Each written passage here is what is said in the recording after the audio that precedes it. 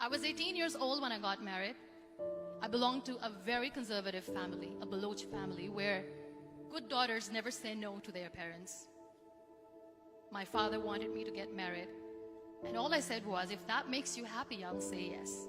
And of course, it was never a happy marriage.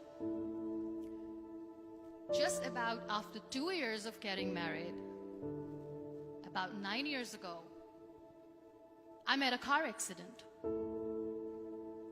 Somehow my husband fell asleep and the car fell in the ditch.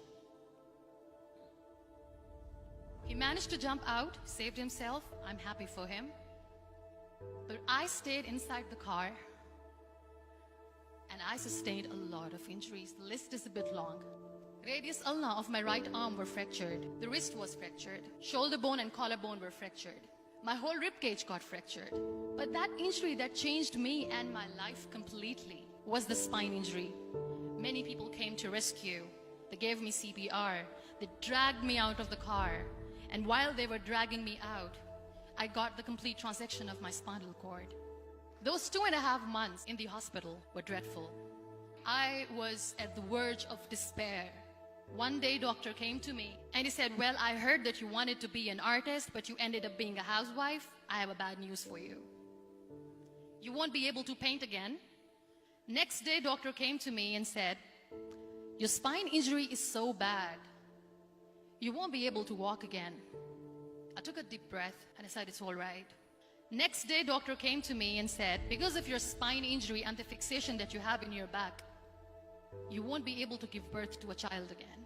That day, I was devastated. I started to question my existence. Why am I even alive? So what kept me going was, one day I asked my brothers, I know I have a deformed hand, but I'm tired of looking at these white walls in the hospital and wearing these white scrubs. Bring me some colors, bring me some small canvas. I want to paint. So the very first painting I made was on my deathbed, where I painted for the very first time. What an amazing therapy it was. Without uttering a single word, I could paint my heart out. I could share my story. People used to come and say, what lovely painting, so much color. Nobody could see the grief in it. Only I could. And that day I decided that I'm going to live life for myself. I am not going to be that perfect person for someone. I am just going to take this moment and I will make it perfect for myself. That I'm going to fight my fears. So I wrote down one by one all those fears.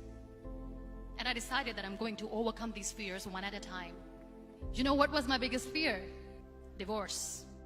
But the day I decided that this is nothing but my fear, I liberated myself by setting him free.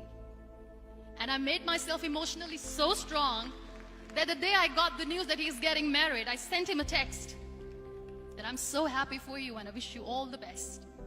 And he knows that I pray for him today. Number 2 was, I won't be able to be a mother again. And that was quite devastating for me. But then I realized there are so many children in the world, all they want is acceptance. So there is no point of crying, just go and adopt one. And that's what I did.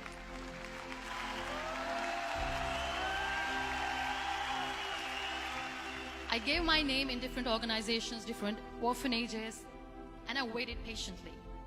2 years later, I got this call from a very small city in Pakistan. I got a call and they said, are you Muniba Mazari? There is a baby boy and would you like to adopt? I could literally feel the labor pain. I said, yes, I am going to adopt him. I am coming to take him home. And that day, I was 2 days old, and today he's 6.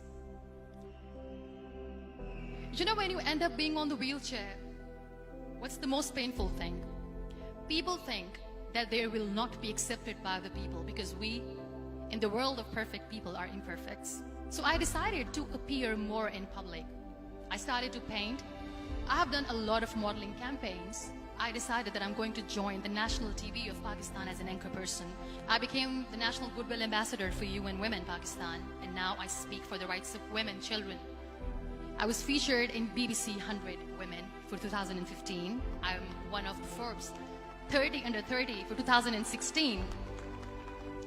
So when you accept yourself the way you are, the world recognizes you. It all starts from within. We have this amazing fantasy about life. This is how things should work. This is my plan. It should go as per my plan. If that doesn't happen, we give up. I never wanted to be on the wheelchair. Never thought of being on the wheelchair. This life is a test and a trial, and tests are never supposed to be easy. So when you are expecting ease from life, and life gives you lemons, then you make the lemonade, and then do not blame life for that. It is okay to be scared. It is okay to cry. Everything is okay, but giving up should not be an option. They always say that failure is not an option.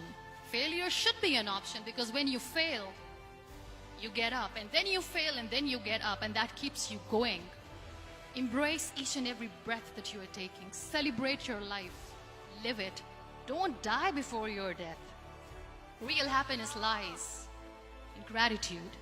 So be grateful, be alive, and live every moment.